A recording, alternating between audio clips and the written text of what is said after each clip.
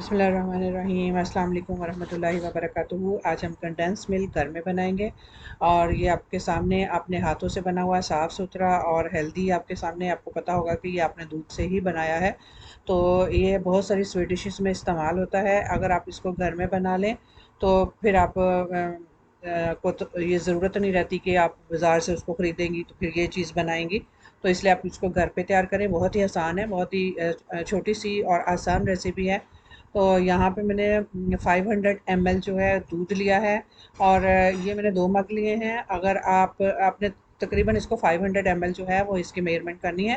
اگر آپ سے اس سے تھوڑا سا کوئی 50 گرام اوپر یا نیچے ہو جائے تو کوئی مسئلہ نہیں ہے۔ آپ نے اس کو بوائل ہونے کے لیے رکھنا ہے اور اس کو بوائل کر کے آپ نے اس کو اتنا پکانا ہے کہ یہ جیسے اگر 2 مگ ہیں تو یہ 1 مگ رہ جائے، اتنا آپ نے اس کو پکانا ہے۔ پکانے سے یہ گاڑھا ہو جائے گا۔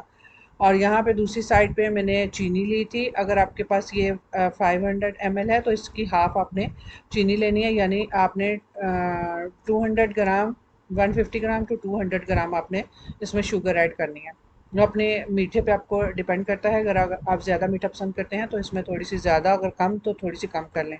تو اس کو ہم نے علیحدہ پین میں ڈالا ہے، ڈال کے آپ نے اس کو پکانا ہے جس طرح آپ کیرامل بناتے ہیں اسی طرح۔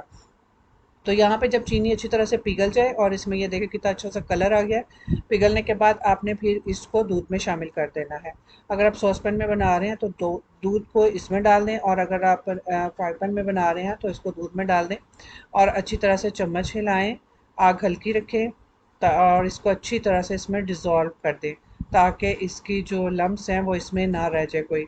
تو اس طرح آپ نے اچھی طرح سے چمچ ہلاتے جانا ہے۔ آگ جو ہے وہ آپ نے درمیانی رکھنی ہے، نہ بہت تیز ہونی چاہیے نہ بہت ہلکی ہونی چاہیے، اور آپ نے اس کو پکاتے جانا ہے۔ چمچ آپ نے تقریباً اس میں ہلاتے ہی رہنا ہے، لیکن یہ کہ ضروری نہیں کہ آپ پاس کھڑے ہو کے ہلائیں، بس آپ نے اس کو چلتے پھرتے اس کے چمچ ہلاتے جائیں، ساتھ دوسرے کام بھی کرتے جائیں۔